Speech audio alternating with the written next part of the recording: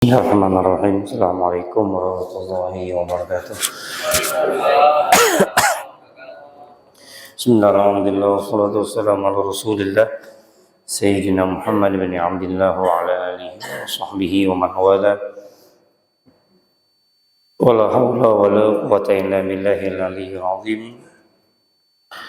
Subhanaka la ilma lana illa ma 'allamtana innaka antal alimul hakim. Wa qala rabbi shrah li sadri wa yassir li amri. Wahlul 'uqdatam min lisani yafqahu qawli wa qur rabbi zidni ilman warzuqni fahman amin ya rabbal alamin. Alhamdulillah, puji dan syukur kehadirat Allah Subhanahu wa taala atas segala nikmat yang Allah karuniakan kepada kita, terutama nikmat Islam, iman, sehat walafiat. Dan salawat teriring salam kita curahkan kepada junjungan kita Nabi besar Muhammad sallallahu alaihi wa alihi wasallam. Semoga kita menjadi pengikut beliau sampai akhir hayat kita dan mendapat syafaat beliau di yaumil qiyamah dan dimasukkan ke dalam surga bersama beliau, amin ya rabbal alamin. Alhamdulillah, kita bertemu kembali di majelis ta'lim Mustabiqul Khairat. Semoga duduknya kita di majelis ta'lim ini menjadi catatan amal terbaik kita di yaumil qiyamah, di akhirat kelak nanti, amin ya rabbal alamin. Alhamdulillah, ada hal yang begitu besar yang dianjurkan di bulan Syawal, bulan di mana Allah Subhanahu wa taala memberikan kepada kita sebuah kemenangan setelah melalui perjuangan tarbiyah, pendidikan dari bulan suci Ramadan. Maka Allah Subhanahu wa taala berikan kepada kita kemenangan di hari raya Idul Fitri. Semoga Allah Subhanahu wa taala, harapan kita, memperjumpakan kita kembali di bulan suci Ramadan yang akan datang, amin ya rabbal alamin. Imamul Haddad beliau mengatakan, jangan tangisi Ramadan karena Ramadan pasti akan kembali. Yang patut ditangisi itu adalah kita. Apakah kita mendapatkan ampunan Allah ataukah tidak? Kalau Ramadan pasti akan datang, Ramadan pasti akan kembali. Kalau kita belum tentu apakah Allah berikan kita umur yang panjang atau tidak untuk berjumpa kembali dengan bulan suci Ramadan. Maka yang wajib ditangisi itu adalah kita. Tapi semoga Allah perjumpakan kita kembali di bulan suci Ramadan yang akan datang, amin ya rabbal alamin. Kemudian ada beberapa hal kesunahan di bulan suci Ramadan yang kita kenal dengan puasa 6 hari. Puasa 6 sedikit kita bahas tentang pandangan para ulama. Apakah boleh menggabung puasa 6 dengan qadha ataukah tidak? Yang pertama, puasa Sitta min Syawal.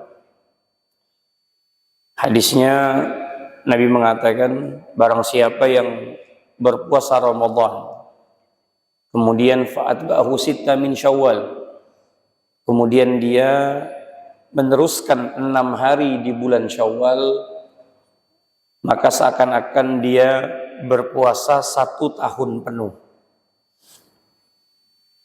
Dan tata caranya tidak harus berturut-turut dan tidak harus juga dari tanggal 2 Syawal. Boleh memilih, yang terpenting melakukannya di bulan Syawal. Dan tidak juga wajib berturut-turut, tidak. Mau terpisah-pisah tidak jadi masalah. Yang penting melakukannya di bulan Syawal. Karena di situ menggunakan kalimat min. Fa'atba'ahu sitta min Syawal. Min itu dalam bahasa Arab ada makna. Namanya itu min tabaidiyah, sebagian. Jadi sebagian daripada bulan Syawal. Artinya seseorang berpuasa di tanggal berapapun, yang penting 6 hari di bulan Syawal itu sudah dikatakan dia berpuasa. Tanggal 15 dia puasa, tanggal 13 dia puasa, 14 dia puasa, 15 dia puasa, berhenti dulu. Nyambung lagi nanti tanggal 20. Kemudian 21 ada acara lagi. Ya sudah, enggak jadi masalah. Tanggal 20, 23. Berarti ada 4 hari, 25, 5 hari. Nanti terakhirnya ditutup tanggal 29. Boleh. Yang penting dia tidak keluar dari bulan Syawal. Itu yang pertama. Yang kedua, apakah semua ulama setuju qadha digabung dengan Syawal? Nah, itu kan permasalahannya di situ. Ada orang puasa qadha, kemudian digabung dengan bulan Syawal. Pertama, pendapat daripada Imam Ibnu Hajar bahwasanya kalau seandainya dia diniati juga puasa Syawal, maka dia boleh. Jadi dia niat puasa qadha dulu. Dia niat puasa qadha. Saya niat puasa qadha Ramadan dan puasa bulan Syawal, dapat pahala. Kalau tidak diniati, kata Ibnu Hajar, tidak dapat. Sebagian para ulama lagi mengatakan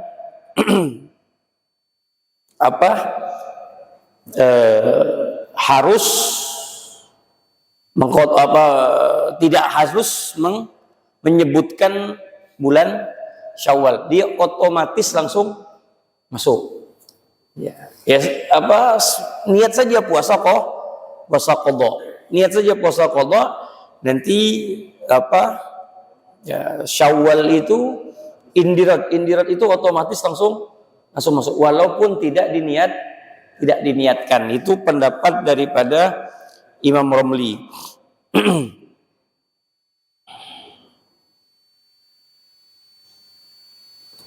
Tapi menurut Imam Bamakhromah, ini Imam Bamakhromah, beliau mengatakan puasa qadha tidak bisa digabung dengan puasa Syawal. Tidak bisa. Ini puasa sendiri. Ini menurut pendapat Imam Bamakhromah. Ya, kalau untuk mau qadha Syawal ya, Syawal. Cuman lumayan sulit. Nah, ini lumayan sulitnya begini. Kalau seandainya qadha dulu baru Syawal, maka dia membutuhkan waktu yang lumayan berat ini. Berat betul. Ya. Kalau orang Jakarta sih enggak berat-berat benar.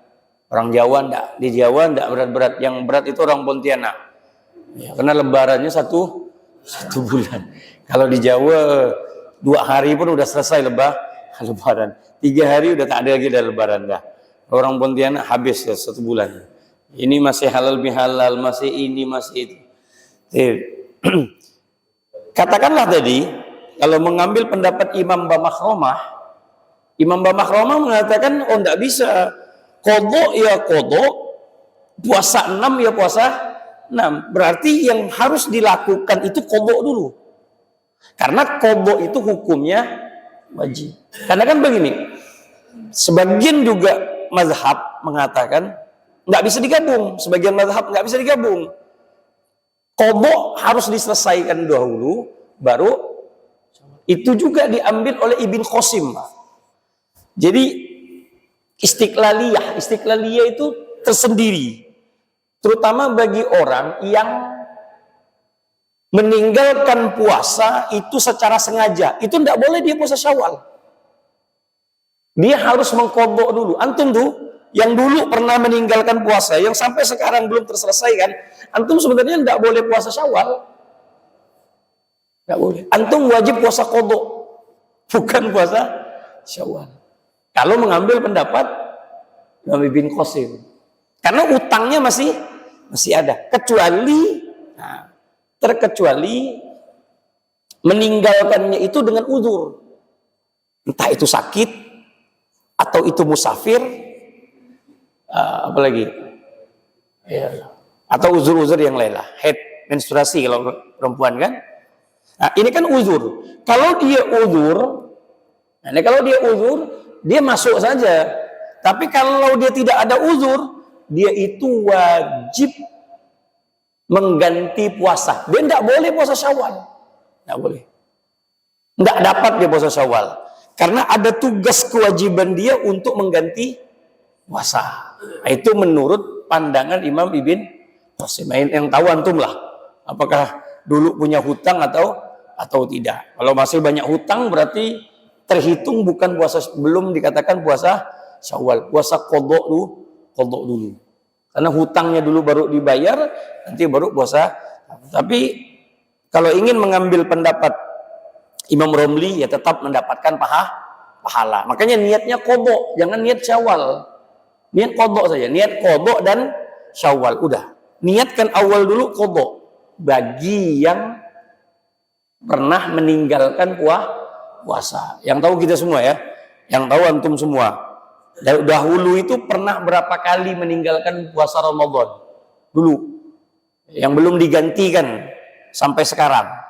Maka niatkan qadha, Syawal akan ikut. Tapi kalau menurut pandangan Imam Bamahromah, tidak bisa. Syawal harus qadha harus diselesaikan terlebih dahulu, baru nanti masuk Syawal. Terutama dalam fikih kan, ingat-ingat kembali, dalam fikih itu begini, ada namanya alat tarohi, ada namanya alal fur. Bagi orang yang, nah ini sebagai catatan, bagi orang yang meninggalkan Ramadan sengaja tidak berpuasa, maka dia itu sudah wajib berpuasa alal fur. Tanggal 2 Syawal dia sudah wajib mengganti, wajib. Kalau dia tidak ganti itu dosa terus, Pak. Tanggal 2 dia dosa, 3 Syawal dia dosa, 4 Syawal dia dosa, 5 Syawal dia dosa, sampai dia menyelesaikan mengganti puasa qadha itu. Karena dia meninggalkannya dikarenakan tanpa uzur, sengaja. Maka tanggal 2 Syawal dia sudah dituntut untuk mengganti. Lain kalau dia uzur syar'i, sakit, menstruasi dan sebagainya tadi, musafir, dia boleh menggantinya dengan catatan tidak sampai ketemu lagi di Ramadan yang akan datang 1 tahun penuh. Maka di sini dia diperbolehkan untuk puasa Syawal. Dia monggo saja puasa Syawal, dia mau mengqadha Ramadan, nanti saja puasa qadha Ramadan, tidak apa-apa. Dia mengedepankan Syawal daripada qadha. Nah, di sini perselisihan para ulama mengatakan, sebagian mazhab lagi mengatakan tidak bisa. Qadha itu wajib, maka qadha dulu, takutnya mati. Misalkan ada orang tadi tidak puasa 3 hari misalkan. Karena musafir, diambil rukhsah itu. Kemudian masuklah bulan Syawal, apa yang dia lakukan? Dia harus ganti dulu ini 3 hari ini. Takut-takut meninggal dalam keadaan masih berhutang, maka dia wajib mengganti 3 tadi. Barulah setelah 3 dia puasa Syawal. Tapi kan itu kalau sedikit. Kalau perempuan, misalkan kalau menstruasinya itu 8 hari, atau ada yang 10 hari menstruasinya, bahkan ada yang 15 hari misalkan. Kan paling lamanya haid itu kan 15. Katakanlah 14 hari. Wah, ini berat nih. 14 hari puasa. 14 hari puasa, kemudian baru dia puasa Syawal, tak lebah dia. Kalau dia hidup di Pontianak tak lebaran dia. Ya, tidak lebaran dia. Kalau dia harus mengganti qadha dulu. Nah, makanya kesimpulannya lebih enak untuk mengambil pendapat Ibnu Hajar saja. Pendapat Ibn Hajar atau menurut pendapat Imam Romli lebih enak lagi. Imam Romli lebih enak, walaupun tidak diniatkan puasa Syawal sudah masuk. Kalau Ibn Hajar masih diniatkan. Jadi niatnya dua, niat qadha dan puasa 6. Kalau Imam Romli mengatakan enggak apa-apa. Yang penting antum kedepankan saja qadha. Udah. Kedepankan saja qadha, mengganti Ramadan. Puasa 6 akan ikut secara otomatis. Nah, itu dua pendapat yang lebih mengenakkan kita dalam berpuasa 6. Agar kita dapat dua-duanya. Maksud dapat dua-duanya itu apa? Tidak mengganti qadha, kemudian juga terhitung dengan puasa 6. Repot urusannya. Ya, kecuali memang orang yang tidak punya qadha itu enak. Kalau yang tidak punya qadha enak. Ya. Kalau antum nggak pernah meninggalkan puasa selama hidup, sedap. Berarti tinggal puasa 6 saja. Puasa 6, puasa bid, ya, nanti digabung. Tapi kalau masih dulunya masih banyak masih banyak hutang, jangan lupa qadha dulu yang didepankan. Maka di sini kita qala jam'un mutaqaddimun yukrahu liman alaihi qadha Ramadan ay min ghairi ta'addud tatawwu bisawm, makruh. Bahkan dikatakan makruh seseorang itu melakukan puasa-puasa sunnah sedangkan dia itu punya qadha. Makruh, Pak. Jadi antum kalau puasa itu mau puasa apa aja? Niatkan qadha. Mau bid kah? Antum sering puasa 13, 14, 15. Sering lagi puasa Senin, Kamis. Antum niat qadha. Bagi yang puasa, bagi yang punya utang ya. Kalau dia tidak punya utang, ya syukur. Kalau saya sih alhamdulillah terselamatkan dengan waktu. Bukan tapi terselamatkan karena dari kecilnya udah di pondok, sebelum balik sudah berada di pesantren. Jadi alhamdulillah tak pernah meninggalkan Ramadan. Alhamdulillah. Ya kan, terselamatkan dengan keadaan. Nah, kalau yang hidup di luar dengan keadaannya, dengan ininya, dengan masya Allah. Dan antumlah yang tahu berapa banyak meninggalkan Ramadan yang mungkin sampai saat ini belum terselesaikan qadha-nya. Mungkin udah bingung kali. Banyak dah Pak Ustaz, selonggok-longgok dah saya ni. Mungkin dah tak terhitung kali. Kalau dah tak terhitung, ya qadha saja dah. Kalau di sini dalam Tuhfatul Muhtaj dikatakan dalam kitab Tuhfah jam'un mutaqaddimun. Ini berarti ramai ini para ulama ini mengatakan dalam kitab Tuhfah Ibn Hajar, makruh bagi orang yang punya qadha Ramadan min ghairi ta'addin tatawwu bisawm. Dia melakukan puasa sunnah. Maka dia yang lebih kedepankan adalah mengedepankan qadha. Innal murada annahu yukrahu taqdimu tatawwu ala qada'i Ramadan fala yunafi husuluhu ma'ahu. Ibn Qasim wa fi nihaya wal mughni ma yuwafiqhu qala ar-Rasyidi yakni yahsul lahu asru sitta saum min haitsu kaunuhu sitta min Syawal wa illam yahsul lahu sawabul kamil. Nah, kata para ulama juga mengatakan dalam kitab Nihayah dan Mughni, udah niat saja qadha. Kalau itu nanti bertepatan dengan puasa 6, puasa 6-nya juga nanti dah dapat. Walaupun dapatnya itu enggak sempurna banget, tapi ya tetap dapat fadilah. Ya sampai suruh dulunya tidak puasa. Ini ceritanya ini karena masih banyak hutang. Wa lam yasul sawabul kamil ay min ghairi ta'addin. Lain ceritanya kalau dia meninggalkannya itu dalam keadaan uzur. Amma ma'at ta'addi fayahrum li wujubil qada'i fawran. Bahkan dikatakan di sini ya, nih, apabila secara sengaja meninggalkan puasa maka haram bagi dia untuk puasa sunnah. Tidak ada puasa sunnah bagi dia. Tidak ada puasa sunnah. Yang ada itu bagi dia puasa qadha. Jadi jangan bicara puasa sunnah. Sebagian pendapat nih ya, dikatakan nih dalam Syarwani dikatakan amma ma'at ta'addi fayahrumu liwujubil qada'i fawran wa tatawwu yunafihi ay istiqlalan Ibn Qasim. Artinya tetaplah dia harus mengedepankan qadha, mengganti puasa-puasa yang dahulu dia pernah tinggalkan daripada repot dengan sunnah. Makanya sering kita bahas juga, usahakan sholat yang lebih diperbanyak itu sholat qadha. Antum jangan terlalu yang masih punya hutang sholat, jangan terlalu sibuk dengan sunnah.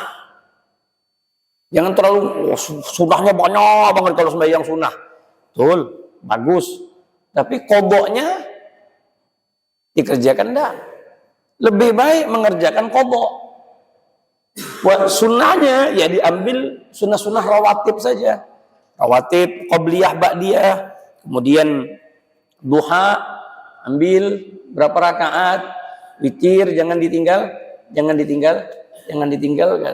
Tapi kalau sibuk dengan sunnah-sunnahnya, ya maka ya, takutnya qadha-nya lebih terdahulu tidak diselesaikan. Nah, ini hal-hal yang sifatnya wajib, tapi yang kita kedepankan adalah sunnah.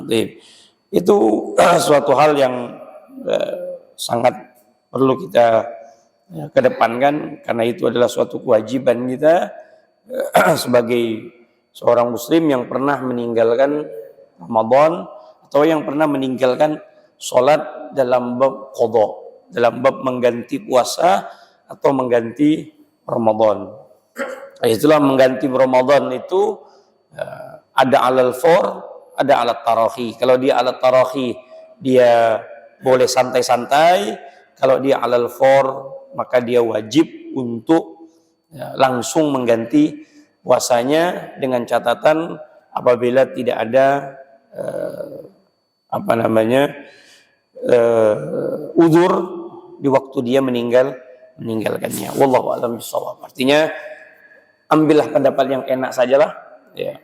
Ambil pendapat Ibn Hajar atau pendapat Imam Romli, tetap mendapatkan pahala apabila niatnya adalah niat qadha. Yang lainnya tetap masuk. Puasa Senin Kamis sama qadha, Senin Kamisnya masuk. Niatkan. Puasa Syawal qadha. Nanti Syawalnya juga masuk. Mau lebih sempurna lagi, diniatkan. Dah, niat 2, udah itu sudah lebih sempurna. Adapun nanti pendapat yang mengatakan enggak sah itu, ya sudah. Kalau antum nanti ada orang yang mengatakan tidak sah, ada ustadz yang mengatakan enggak boleh, qadha ya qadha, Syawal ya Syawal, berarti dia mengambil pendapat yang lain. Ya, kalau kita kan Imam Ibn Hajar dan Imam Romli ini dalam mazhab Imam Syafi'i, ini termasuk pendapat yang qawi, artinya pendapat yang kuat. Kalau yang sudah mengatakan itu Ibn Hajar dan Romli, ini pendapat yang sangat kuat sekali. Artinya dalam fikih tidak bisa juga digoyahkan, terutama dalam mazhab Imam Syafi'i. Beliau daripada ashabut tarjih, yang mentarjih pendapat Imam Syafi'i, tapi dia kedudukannya di bawah Imam Nawawi. Tapi ini pendapat yang kuat, pendapat yang sangat kuat sekali, boleh dipegang. Dia termasuk pendapat yang mu'tamad, pendapat yang bukan ece-ece. Artinya ini pendapat betul-betul dalam mazhab Imam Syafi'i bisa dijadikan sebuah referensi yang sangat kuat sekali. Wallahu a'lam. Nah, itu saja pendahuluan daripada majelis kita. Dan yang terakhir, bahwasanya hal yang kedua, ya, menyambung tali silaturahim. Ya, ini kesempatan untuk membuka pintu maaf, untuk membuka hati, memaafkan seseorang, atau kita yang meminta maaf. Jangan sampai puasa kita sudah selesai, hablum minallah kita sudah selesai, tapi hablun minan nas kita tidak terselesaikan. Tapi ya itulah ya, fenomena yang ada. Ya, kemarin juga saya bahas juga di khutbah kemarin, substansinya sudah hilang. Nah, substansinya bagi seseorang merayakan hari raya Idul Fitri itu terkadang sudah mulai hilang. Lebih mengedepankan memamerkan pencapaian, memamerkan sesuatu yang dia miliki. Ya, kalau bahasa anak sekarang itu namanya flexing. Flexing itu memamerkan sesuatu apa yang dia miliki, ya, rumahnya, mobilnya, kendaraannya, apa semuanya. Jadi ketika kita bersilaturahim itu bukan lagi sifatnya agamis, bukan lagi nuansa agamis yang keluar dari rumah itu kita bicarakan, tapi lebih banyak status sosial yang sudah kita bicarakan. Fulan bin Fulan, atau dia bicarakan anaknya, apa semuanya, bicarakan ini, anak saya ini kerjanya di sini, anak saya ini sekolahnya begini dan begini. Dia tidak pikir juga yang dia tamukan itu mungkin maaf tidak punya anak. Ya. Cerita kekayaan, tapi yang dia tidak pikir, yang dia datangi itu orang yang tidak punya pekerjaan. Nah, ini hal yang seharusnya hati yang paling dijaga. Jangan maunya sendiri saja, cerita sendiri, tapi orang yang kita ajak bicara ini patutlah kita hargai. Lihat dulu, ketika memang sekiranya tidak pantas untuk kita bicarakan, jangan dibicarakan. Tidak semuanya harus kita ceritakan, tidak harusnya. Ketika cerita itu bakal menyinggung perasaan orang lain, ya lebih baik jangan diceritakan. Ya memang itulah adabnya berbicara. Ya sekiranya tidak pantas untuk dibicarakan, jangan dibicarakan. Menjaga hati seorang muslim itu lebih baik, menjaga hati seorang mukmin itu lebih indah. Membuat hati seorang mukmin itu bahagia, pahalanya besar. Betul. Tapi ingat, menghancurkan hati seorang muslim pun itu lebih parah. Bahkan Nabi mengatakan, seandainya engkau menghancurkan Ka'bah irban itu berkeping-keping, itu lebih baik darimu daripada engkau menghancurkan, lebih baik engkau menghancurkan Ka'bah berkeping-keping daripada engkau menghancurkan hati seorang mukmin. Artinya apa? Hati seorang mukmin itu mulia juga, bahkan lebih mulia dari Ka'bah, yang patut kita hargai. Ya, jadi ya inilah tugas kita menyambung tali silaturahim. Nabi Muhammad mengatakan orang yang menyambung tali silaturahmi kepada orang yang baik dengan dia itu biasa-biasa saja, biasa itu. Ada orang baik dengan kita balas kebaikan, itu biasa. Yang menjadi luar biasa itu ketika dia berbuat jahat, kita balas kebaikan. Itu yang sulit. Mukafatul isa bil ihsan. Membalas kejelekan dengan kebaikan. Itu yang paling susah. Dia memutuskan, kita yang menyambung. Nah, itu berat itu. Itu berat. Apalagi sama-sama ego.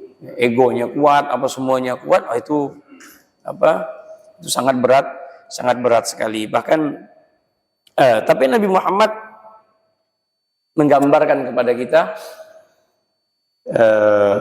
bagaimana Nabi Muhammad memaafkan seseorang yang membunuh pamannya sendiri, yaitu Sayyidina Hamzah bin Abdul Muttalib. Wahsy dan Hindun itu kan masuk Islam. Tapi Hindun adalah seseorang yang memerintahkan Wahsy untuk membunuh Sayyidina Hamzah. Dan membunuhnya, Masya Allah, dibunuh adalah paman. Tapi Nabi memberikan contoh kepada kita bahwasanya ini loh, aku pun tetap memaafkan. Dan Hindun malu di hadapan Nabi. Dan Hindun datang kepada Rasulullah, dia katakan, ya Rasul, aku adalah orang yang membunuh pamanmu. Tapi Nabi Muhammad SAW mengatakan, ya sudah, itu urusanmu dengan Allah. Dan bagiku, kata Rasulullah, dan aku tidak ada sedikit pun benci terhadap dirimu, bahkan yang kuharapkan engkau masuk Islam, mendapatkan hidayah, dan itu berat. Tapi ya itulah kata maaf. Bagaimana kita bisa masuk dalam hal di mana kita mampu memaafkan seseorang. Makanya kata maaf itu mahal daripada kata ampun. Kenapa malam Lailatul Qadar kemarin doa yang dibaca itu Allahumma innaka afuun karimun tuhibul afwa fa'fu anni. Artinya, ya Allah, aku minta kata maafmu ya Allah. Kenapa kata maaf itu mahal sekali? Kenapa kita tidak meminta dengan menggunakan kata ampunan? Para ulama mengatakan bahasa ampunan dan bahasa maaf itu berbeda. Kalau ampun, kita mendapatkan ampunan Allah, itu bagaikan kesalahan, tapi cuma ditutup dengan tip X. Kalau dibuka lagi tip X-nya, itu kesalahan masih ada, cuma ditutupi saja. Itu kata ampunan. Tapi kalau itu maaf, itu di-delete habis, itu dihapus betul-betul, sehingga tidak ada lagi betul-betul kesalahan. Nah, kita berusaha masuk dalam kata maaf tadi. Bagaimana kita memaafkan seseorang itu tanpa embel-embel, tulus betul-betul, murni kita mampu memaafkan dengan kesalahan apapun yang dia lakukan kepada kita. Makanya kata Habib Umar mengatakan, jangan sampai dirimu mempunyai hati yang kotor sehingga mengusik dirimu, hatimu tadi, karena perlakuan manusia. Apa yang kau tuntut dari manusia? Yang dituntut dari manusia kan biar manusia itu sayang sama kita, suka sama kita. Itu tuntutan gila, Pak. Tuntutan gila itu. Biar manusia itu cinta sama kita semua, itu tuntutan gila. Karena itu tidak mungkin kita dapatkan. Tidak mungkin. Dalam hidup itu ada yang suka sama kita, ada yang benci. Nah, itu biasa saja. Tidak perlu repot-repot, tidak perlu dipikirkan. Apa itu tetangga sebelah itu benci benar sama aku, kata dia lah. Iya. Pun soge pun tak lewat depan rumah dia kan. Ya sudah, tidak usah repot-repot. Ya biasa saja. Yang penting kita tidak benci sama orang, kita juga tidak buat salah sama dia. Tapi kalau dia pengen benci, ya sudah. Orang datang sama kita, tahu tidak dia tuh orang suka sama kau, kata dia. Kenapa dia tak suka sama saya ya? Tidak perlu antum tanya, tidak perlu. Ketika antum dapat kabar dia tidak suka sama saya, ya sudahlah, mau diapakan? Tidak perlu dicari-cari, udah. Tidak perlu cari. Dia tidak suka sama ente, sama saya. Iya, mungkin kau lagak kali ya. Oh iya, ya mudah-mudahan lah aku tidak lagak. Ya tinggal gitu aja kan. Iya, tidak perlu. Ya sudah, mau diapakan? Tinggal kita memperbaiki diri. Mau semuanya cinta sama kita, gila. Lalu Nabi Muhammad ya kurang apa baiknya. Nabi Muhammad itu ya, sikapnya baik, akhlaknya baik. Kalau bahasa anak sekarang itu mannersnya baik, attitude-nya indah. Berbagi lagi. Kurang apa Nabi? Sopan, senyum. Tapi banyak yang benci. Banyak. Lalu ini lawak tak ada, muka suka masam, pelit iya. Tahu-tahu pas dibenci sama orang, apa ya orang tu benci sama aku ya? Tahu diri lah kau sebenarnya, kan begitu. Semua orang suka sama kita, ya tidak bisa. Ya sudah, ada orang benci, monggo silahkan. Tapi kalau kata Habib Umar mengatakan, jangan buka sedikit ruang dalam hatimu untuk membenci manusia. Tenang. Kan surga itu kan indah Karena hati yang bersih. Surga itu indah bukan dikarenakan adanya bidadari, Pak, bukan. Buka surah Al-Hijr ayat 47. Wa naza'na ma fis sudurihim min ghillin ikhwanan. Ngapa di surga itu saling bersaudara, saling senyum, saling sapa. Indah betul di surga itu. Karena sebelum masuk surga, Allah cabut dulu penyakit hati. Jadi di dalam surga itu tak ada lagi iri, tak ada lagi dengki, tak ada lagi, tidak ada. Allah cabut dulu, baru dia masuk surga. Jadi orang yang surga itu ketemu ahlan, senyum. Kalau ini kan tak ada. Pas saya selewatan begitu, udah mulai. Saling tidak sah. Nah, ini macam mana? Macam di surga. Iya. Saling di komplek, saling sana buka, sana nutup. Jadi buka pintu. Tutup berat dah nih. Ini tak nyaman nih hidup nih. Asal ketemu dia, buka, tutup pagar. Ya, udah sedap, udah enak udah.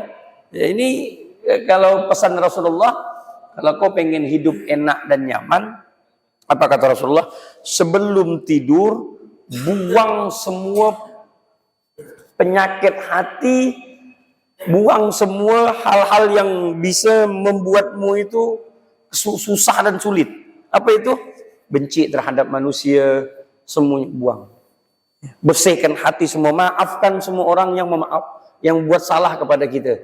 Tidur pun nyaman. Ini tidur tidak? Ingat si Fulan. Oh, kau terbawa tidur sampai terbawa mimpi. Allahu Akbar. Nah, jadi kembali lagi, ya sudah. Ya, tugas kita memaafkan, tugas kita membuka ruang maaf kepada orang yang berbuat salah kepada kita, dan juga kita ya, jangan gengsi untuk meminta maaf kepada orang lain. Toh juga kita banyak salahnya. Pastinya kita adalah orang yang banyak salahnya. Jadi jangan terlalu menuntut banyak terhadap manusia untuk mencintai kita. Jangan terlalu menuntut manusia untuk menyanjung kita. Hiduplah, jalani saja kehidupan ini ya, selagi tidak melanggar syariat, selagi kita menebarkan kebaikan dan kita tidak melanggar perintah Allah, tidak melanggar perintah Rasulullah. Jangan pikirkan omongan manusia yang kanan dan yang kiri. Jalan saja selagi tidak mengusik orang lain dan tidak melanggar syariat. Kalau kata guru kita Habib Umar, mahmal khair gaddam. Selagi itu baik, tak melanggar syariat dan bisa menyenangkan hati Nabi Muhammad, jalan. Jangan pikirkan kanan dan kiri. Ini juga bagi orang-orang yang ingin berbuat kebaikan, mengurus masjid, apa semuanya, pokoknya selagi itu baik, jalan terus. Kalau dengarkan omongan manusia, tak ada habisnya. Ya. Dia pun kalau dikasih tugas itu pun belum tentu juga mampu. Ya, setiap seseorang pasti ada yang mengkritiknya. Menang dikritik, kalah dikritik. Kayak bola lah. Ya.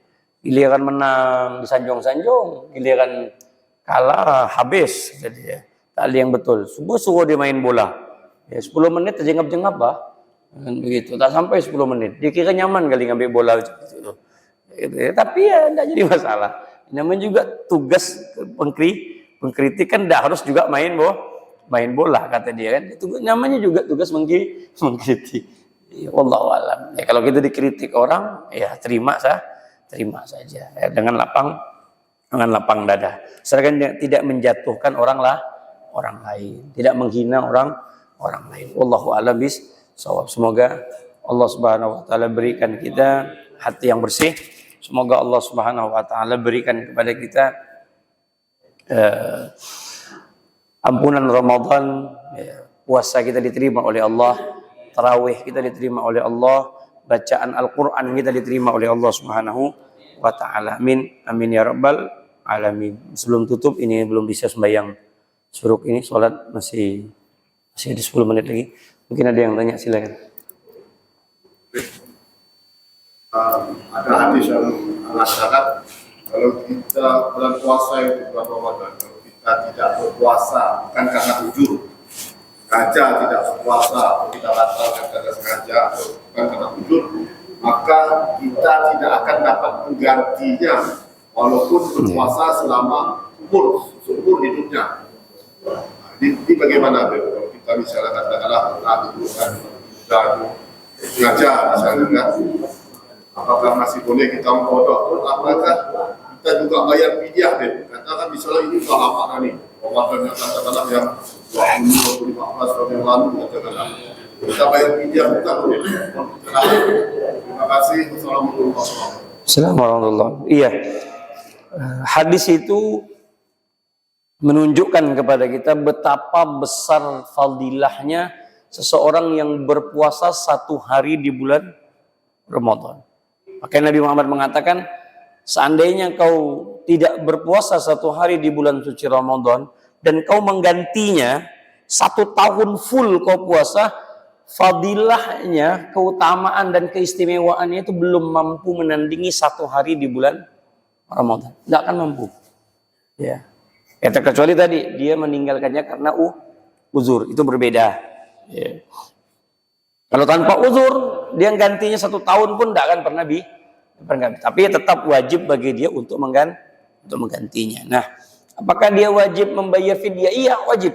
Setiap puasa yang tidak dibayar, kemudian bertemu kembali lagi dengan Ramadan yang akan datang, dia dikenakan 2, dikenakan fidyah, juga dikenakan qadha. Tetap. Jadi ya antum tahu lah, antum sendiri lah yang tahu. Ya, berapa banyak yang udah ditinggalkan, ya bayar saja fidyahnya ganti. Ya, berapa misalkan kayaknya ada lah kali 4-5 tahun atau 10 tahun kalau dihitung-hitung misalnya. Ya sudah kalikan. Ya kalikan 1 harinya fidyah itu kira-kira 6,7. Iya, 35 ribuan, ya sudah kalikan saja. Iya. 35 ribu sebenarnya terlalu besar sebenarnya. terlalu besar. Iya. Terlalu besar. Iya, 1 mut itu perkiraan 6,7 on. 7 on beras. 7 on. 1 kilo lah. 1 kilo beras. Itu kan 35 ribu itu diakumulasi dengan lauk pauk. Iya. Ya, enggak, sebenarnya itu dengan beras pun sudah cukup dengan beras. Enggak ya, tapi kalau antum mau lebih duit ya 35 ribu kali kan lumayan banyak. 35 ribu. Ya, kalau misalkan 30 hari aja berarti iya, kalikan. Iya. Ini kalau 30 hari, kalau misalkan 10 tahun, iya, lumayan tuh. Iya, 300 hari kalikan 35 ribu. Ya, tapi ambil pendapat yang aslinya satu mut itu perkiraan 6,7 on. 6,7 1 kilo beras. 1 kilo beras itu ya 19 ribu lah. Atau katakan 20 ribuan. Ya 20 ribu udah kalikan berapa puasa yang sudah ditinggalkan, tapi tetap wajib qadha. Makanya tadi beberapa pendapat para ulama tadi, bahkan ada yang mengharamkan kan untuk mengedepankan puasa sunnah daripada puasa qadha. Selagi masih ada punya hutang, maka yang dikedepankan adalah qadha. Nanti puasa sunnah itu ikut dengan sendirinya. Jadi udah pokoknya qadha saja. Antum puasa Senin Kamis qadha. Puasa apalagi Arafah, Tasu'a, Asyura, Bid, qadha. Niatkan qadha. Nanti digabung qadha Bid, qadha Senin, qadha. Jadi jangan dilepaskan qadha-nya. Karena kalau mengambil pendapat yang kedua tadi lumayan berat juga, bahkan dikatakan haram berpuasa sunnah mengedepankan qadha. mengedepankan sunnah daripada qadha. Ya. Kalau ikut pendapat Ibn Hajar atau pendapat Imam Romli kan lebih nyaman dia, lebih enak. Ya, wallahu a'lam. Kira-kira seperti itu. Lagi puasa untuk dia bisa atau sunnah jadi udah orang misalnya. Ya. Ini maksudnya kita teruskan puasa atau kita batal? Kalau qadha enggak boleh, qadha itu wajib. Qadha itu sudah wajib. Kalau sunnah masih boleh kalau sunnah. Makanya itu puasa sunnah atau puasa qadha. Kalau puasanya sunnah, lihat situasi dan kondisi. Tapi kalau puasanya qadha, berarti hukumnya wajib nih. Puasa wajib tak boleh diganggu gugat. Mau malaikat ke yang turun ngajak makan tidak bisa. Ini puasa wajib ini. Ini puasa wajib. Tapi kalau puasa sunnah memang ada hadisnya. Kalau puasa sunnah memang ada hadisnya. Seandainya lagi puasa sunnah kemudian diajak makan atau memang kebetulan ada tamu dari luar kota yang dimana kita harus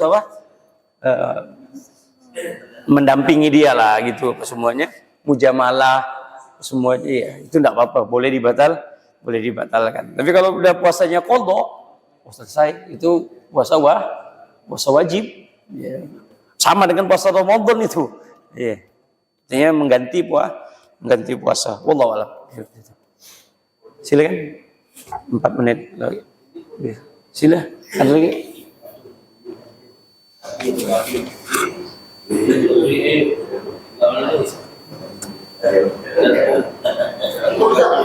Sila.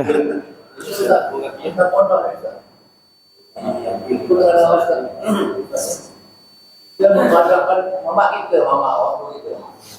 Jadi dia jadi kalau waktu mama itu mengandung juga, tinggal puasanya kita kasih taruhan.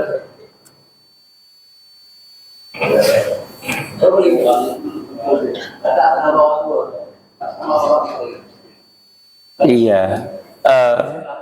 Pendapat yang kuat tidak ada.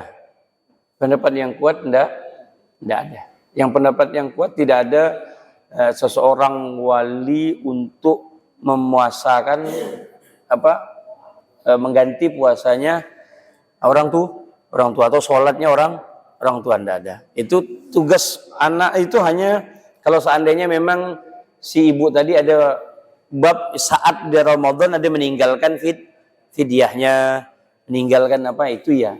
Tapi kalau memuasakan atau mengganti sholatnya itu enggak kuat. Artinya pendapat para ulama tidak dianjurkan. Tapi saya pernah dengar itu ada. Cuman pendapat yang kuat di penggerapan yang kuat itu. Apa? Ya apa?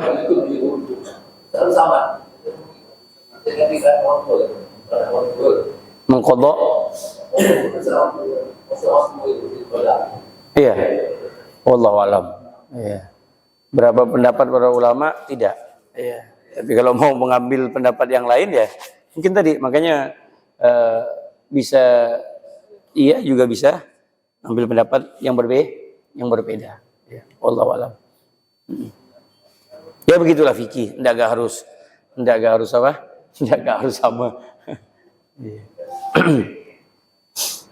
Silakan. Ada lagi 2 menit.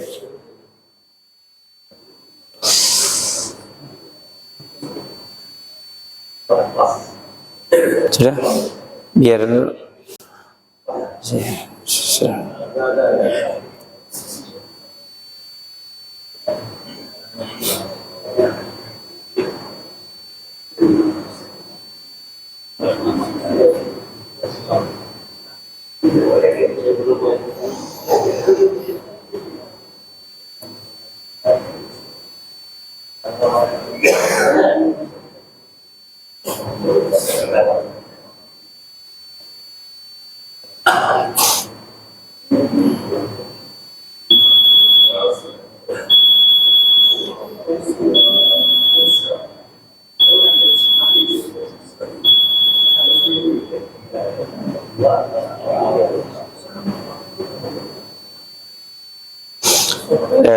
Ini saya berikan kitabnya.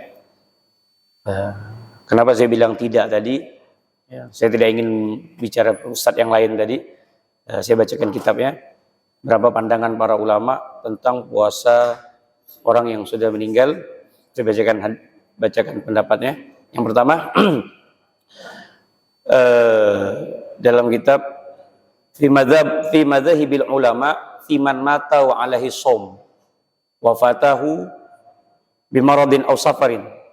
Ada orang yang meninggal tapi dia punya puasa disebabkan safar ataupun uzur, walam yatamakkan min qadahi hatta mata, sehingga dia meninggal belum terpenuhi qadanya. Apa yang diwajibkan? Zakarna anna madhhabana, itu mazhab kita, annahu la syai'a alaihi, enggak apa-apa, udah biarin aja. Wala yusam anhu, tidak ada yang wajib memuasakannya. Ya. Wala yut'am anhu bila khilaf indana. Ya, tidak diberikan it'am masakin, ngasih makan miskin, atau enggak ada. Bi madzhabina bila khilaf, dan itu tidak ada perbedaan pendapat. Wa qala Abu Hanifah, inilah yang pendapat yang dikuatkan oleh Abu Hanifah wa Malik dan Imam Malik wal jumhur, dan ulama jumhur. Mungkin boleh dicek apakah betul Ustaz Abdul Somad ngomong begitu. Nah, saya takutnya yang dengarnya yang agak gitu. Iya. Itu Allah alam. Artinya ini pendapat, saya baca lagi pendapat yang kedua. Al-halusani an yakuna mautuhu qabla tamakkun minal qada bi la yazala maridan aw musafiran min awali Syawal hatta yamuta wala syai'a fi tarikatihi wala alaihi. Enggak ada. Sama sekali tidak ada kewajiban. Dalam kitab I'anatul Talibin dalam mazhab Imam Syafi'i. Ya.